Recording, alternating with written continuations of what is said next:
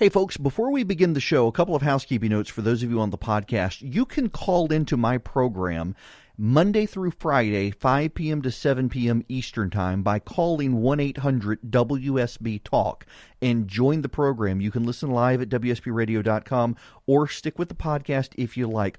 Also, remember to check out our weekly sponsor for the podcast. If you go to them following the link, this week's sponsor is blueapron.com/Erick, E-R-I-C-K. It is a fantastic way to help the resurgent.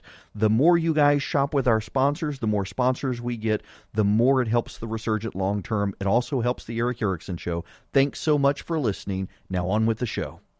3, 2, 1, 0. All engine running. Liftoff. We have a liftoff. It's 9 after the hour. I'm Erick Erickson. This is Atlanta's Evening News on WSB. The phone number, 404-872-0750, 1-800-WSB-TALK.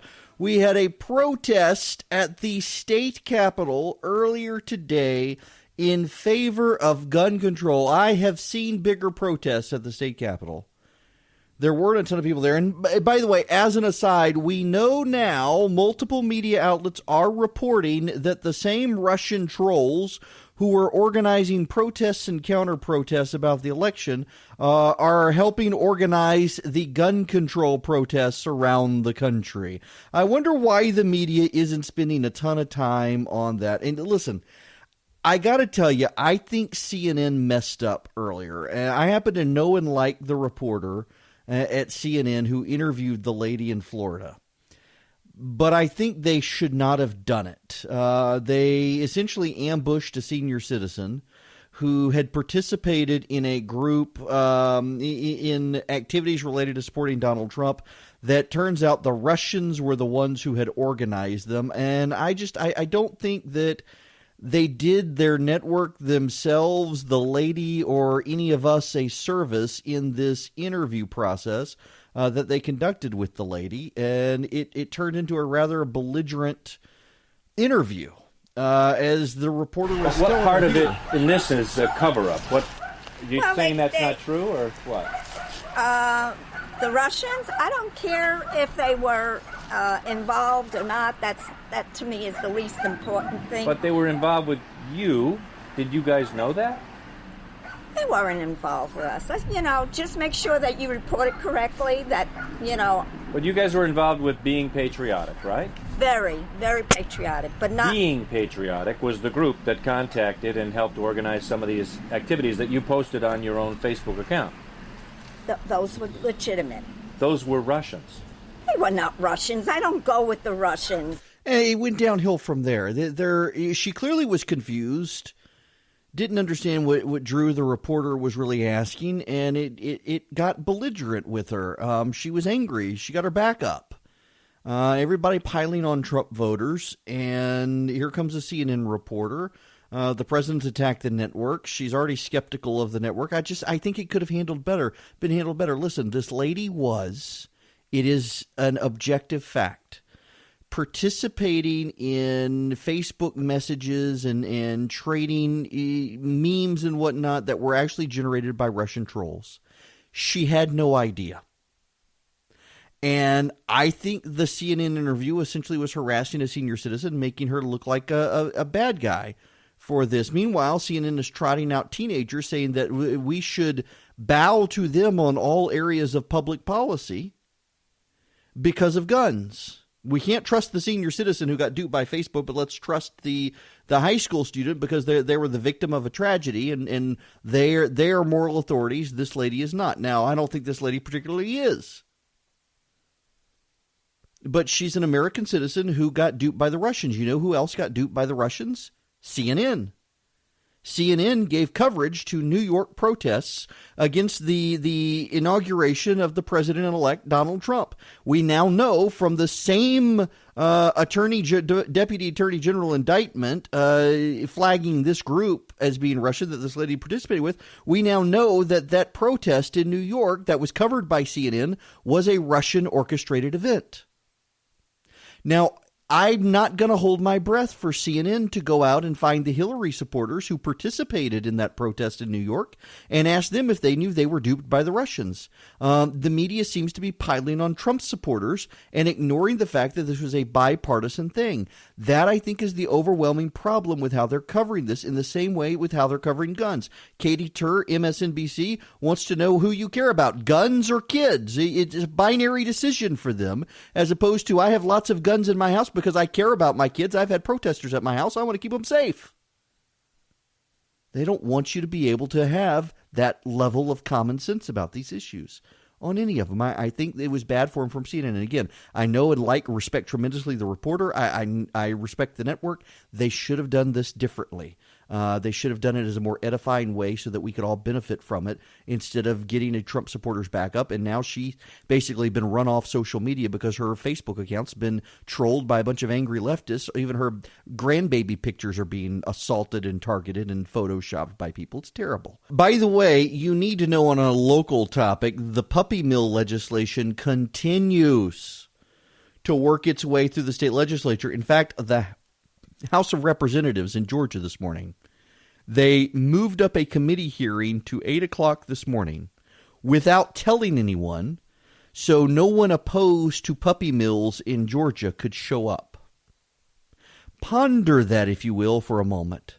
The Georgia House of Representatives rushed a hearing on puppy mills this morning, and they did so to ensure that no one who opposes it could show up. They only told the people who support the legislation to show up. So none of the witnesses could actually show up to oppose the puppy mill legislation. So it naturally passed out of the committee.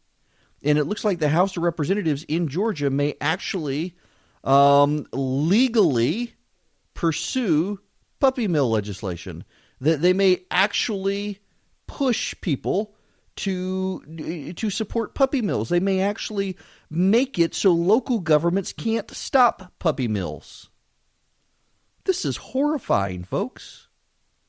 This is really horrifying that they would do this and they would rush it through so none of you can participate, so that none of you can have your voice heard, so that none of you can let them know that puppy mills are wrong. Now, those of you who've texted in and supported this morning, I sent every one of you a text and said, look, they're trying to rush this through. I found out about it at 8:35, and so I sent everyone a text before the meeting was over and said, light up the phones, and connected people to their state house member. I want you to keep this effort up, though, because they need to know this is a bad piece of legislation to support puppy mills in Georgia. They will essentially be prohibiting local governments, Cobb County and Gwinnett County in particular, from taking any action to shut down Petland, which has had a series of issues of people buying pets from there that die very quickly after being bought, a kid getting sick at a Petland. Terrible what the legislature is doing. Text WSB to 52886 to take action on this, and tell the legislature they need to kill this legislation. They need to stop it. It is bad news. It's bad for Georgia. It's bad for our kids. It's bad for animals. And you really need to rally to this legislation now, because they are pulling out all the stops. It is dirty tricks what they're doing to get the puppy mill legislation passed. Meanwhile, for you gun control advocates, you're having a protest today outside the state capitol, and members of the legislature were in there. In addition to rushing puppy mills through, they were actually in the windows pointing and laughing at the people who were protesting. Now, I disagree with the protest. I disagree with gun control. We actually had an open mic call earlier where a lady said we didn't need more guns, so we didn't need armed security, armed guards in schools. The president right now is actually having a press conference where he's been calling for concealed carry for teachers, which I think is a great idea, by the way. I think we should have concealed carry for teachers. We got to think in a different way in this country because we have the Second Amendment that other countries don't have to. And I think allowing teachers who get their concealed carry permit, who've gone to training, who have a certification. Look, when we started having people show up at our house, my wife and I went and signed up for training. We learned how to properly fire our weapons, how to use them, how to keep them safe, how to keep them out of the hands of our kids, how to teach our kids that they're dangerous.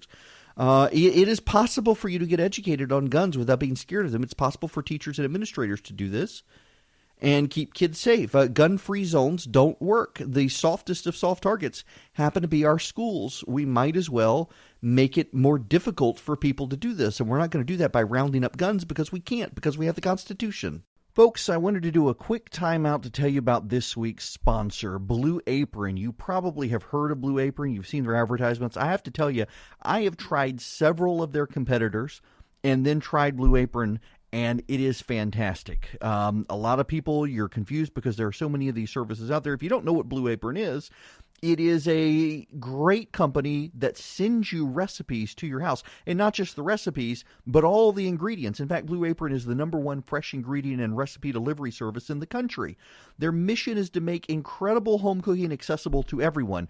You guys know I like to cook, and Blue Apron makes it really easy. And they have great plans to choose from. A 2-person meal plan, a family meal plan, a wine plan.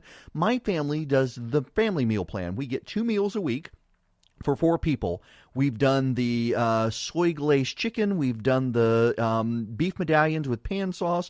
Last week we did the Mexican casserole. It's all delicious, and all the ingredients come in the box. They make it really easy for you. In fact, ours shows up on a Thursday by FedEx, and we're ready to cook, and it's good to go. Really delicious recipes, easy to follow along as well. If you're hesitant about cooking, you want to try something a little more than the basics, Blue Apron is the way to go. And Blue Apron is treating listeners of the Erick Erickson Show to $30 off your first order if you visit blueapron.com/Erick, E-R-I-C-K. So check out this week's menu and get your $30 off at blueapron.com/Erick, E-R-I-C-K. Blue Apron is a better way to cook, and think of it this way. Even the federal government says they want to model a plan after Blue Apron. So go to blueapron.com/Erick.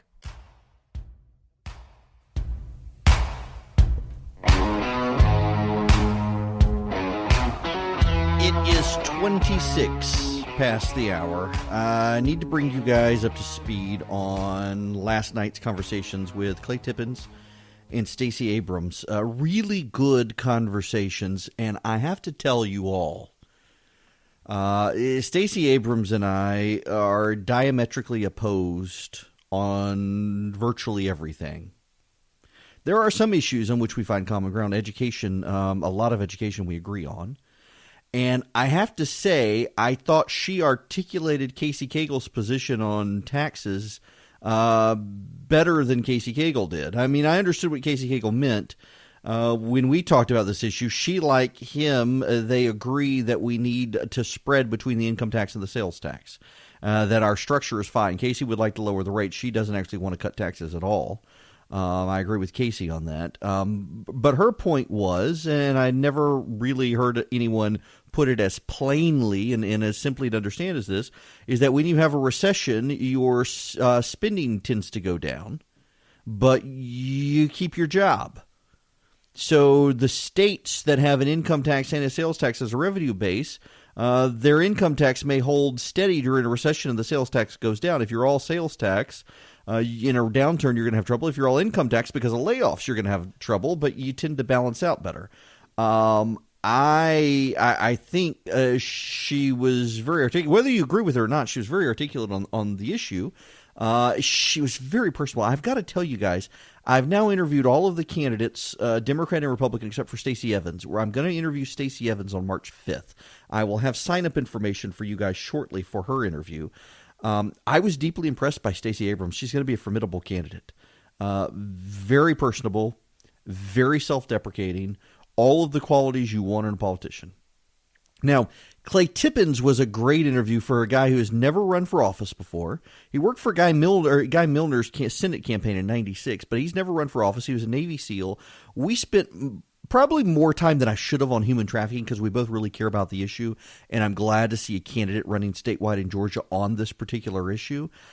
He's got some interesting ideas on essentially how to make Georgia run more like a business as well. Get into that in Billy Graham when we come back.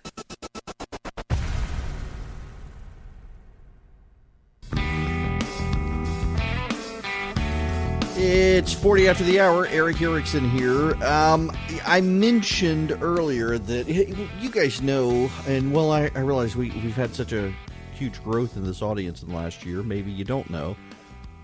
Back in 2016, my wife and I had protesters show up at our house on our front porch. We had to have security at our house for a couple months, and I was rather anti-gun before that. I wasn't. I was supportive of the Second Amendment. I didn't want them in my house, though. They always kind of gave me the heebie-jeebies, and we finally decided after that Christy had gotten her a shotgun, and then she wanted a handgun for Mother's Day of, I guess, 2015. So I got her a handgun, a Glock 19, and it was my turn. It was time for me. I had never really shot guns before. Didn't know much about them, and we reached out to a group called Armed Citizens of Georgia. They're in Snellville. Cannot recommend them enough. Their website is armedcitizensofgeorgia.com. Belinda Singh and Mark Swinson are wonderful people. Wonderful people. And they took us through a course. The morning was in a classroom learning gun laws and basic gun safety. The afternoon was practicing using our guns. And it was, I cannot recommend it enough. In fact, Christy went back to them for a multi-day class with a friend of hers. I couldn't because of my schedule. And they are fantastic at the basics of just helping you aim your gun. To gun laws, to safety, to basic common sense, to how you should store them. They answered questions no matter how ridiculous the question was. They answered them. And I am a firm believer. And they're also the people who really raised in my mind the idea that we hear these terrible stories of kids shooting themselves with their parents' guns. Why? Because their parents are leaving their guns out, and they shouldn't be. You shouldn't be leaving loaded guns around where small children can find them. They went through basic common sense on guns and things I hadn't thought of. And I can't recommend them enough. If you are concerned about security, if you want a concealed carry permit in this day and age with everything happening around you, I really think we have to rethink gun safety in this country, because we're not Australia, we're not Great Britain, we're not Europe. We have a Second Amendment. We have an individual right to keep and bear arms, and we can't just round up all the guns. And at this point, there's as many guns as there are people in this country. And as my wife tells some of her friends who are gun skeptics, your kids are probably going to be somewhere where they encounter guns. You should probably get your kids smart on gun safety, so that they understand what happens if they find a gun. What do they do with it? You don't look down the barrel and pull the trigger to see if there's a bullet there. You don't do those sorts of things. And I can't recommend Armed Citizens of Georgia enough. I don't want to overwhelm them with business, and this isn't an ad. It's just they taught me how to feel safe around guns at a time I needed to be, and I wasn't. And given all the conversations we're having today, the ridiculousness of some of the protests. I mean, we literally had an open mic where someone called in opposed this morning to having armed guards at school because that just perpetuates guns. Think about that. We can't have armed guards at our school. It's like, my mom used to date this German guy, Mr. Hans. And Mr. Hans, when they're back in college, he remained a family friend, but he convinced my mom that nobody should use coupons at the grocery store, that if everyone stopped using coupons, they'd actually lower the prices, which is probably true, but you're not going to give up people using coupons. So if you give them up, you're just at your own disadvantage. Now, I will not use a coupon unless I just have it handy. It frustrates me to be in the line behind someone with a pile of coupons. But I feel the same way with guns here, in that if you give up all your guns, no one else is. And if they round up all the legal guns, let's say they did repeal the Second Amendment, you could get 2/3 of the Congress and 3/4 of the states to do it. The bad people aren't going to give up their guns. So you might as well learn how to protect yourself and your family and have common sense. And that's why I recommend Armed Citizens of Georgia. They're good people. Now, a complete pivot here. Billy Graham has died. Probably the most influential Christian in the 20th century. more so than any of the popes.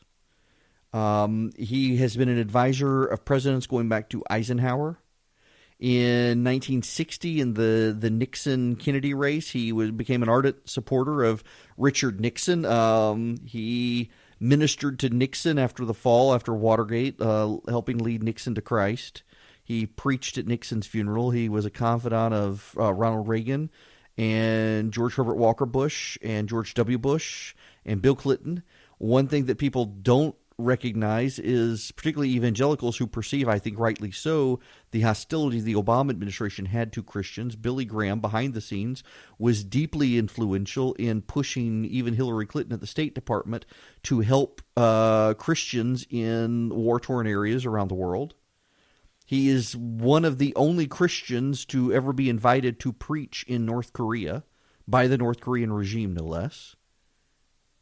Highly influential. A friend of Queen Elizabeth II. He preached several times at Windsor Castle. If you watch The Crown on Netflix, there's an episode about their friendship. The man was amazing. And he latched on to radio and then television and then the internet in ways many preachers were skeptical of. And one of the things that makes him really unique is when you think of a lot of the pastors in America today, whether it's Andy Stanley here or it's Rick Warren out in California or whoever, they tend to be tied to a church. Oftentimes a megachurch, not always though. Billy Graham was not tied to a church. He was a roving evangelist who led millions of people to eternity and called home today. What an awe-inspiring thing it would be there to see the Lord touch him and tell him, "Well done, my good and faithful servant." He ran the race. He endured, and he won, and he'll be missed.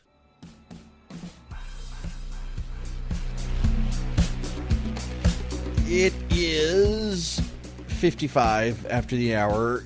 The president had a listening session at the White House today. It was on gun control. There were people there who advocate stronger positions on guns. There were people there who advocate more expansive gun rights as a protection. There were parents there who lost children, and other family members who lost loved ones to gun violence. Probably the best thing this president has done so far.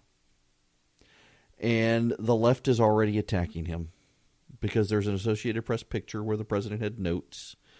And one of the notes, number 5 point that they wanted to remind the president to make was, "I hear you." In fact, you can see in the picture, number 1, what would you most want me to know about your experience? Number 2, how can we do to help you feel? And then his hands block everything else. And then number 5 is, "I hear you." And he's being attacked for that, which I think is wrong. The president did a very good job at this forum at the White House. And whether we get good policy from it or not, I think it's commendable of the president to engage in these sorts of things. I think it is not commendable of the media to totally be sanctimonious against conservatives on this issue, particularly when there are so many people on the right who do care about kids, do want them safe, but recognize we have a constitutional amendment in place and you can't just ban all guns, but the media doesn't ever want to talk about that troubling fact.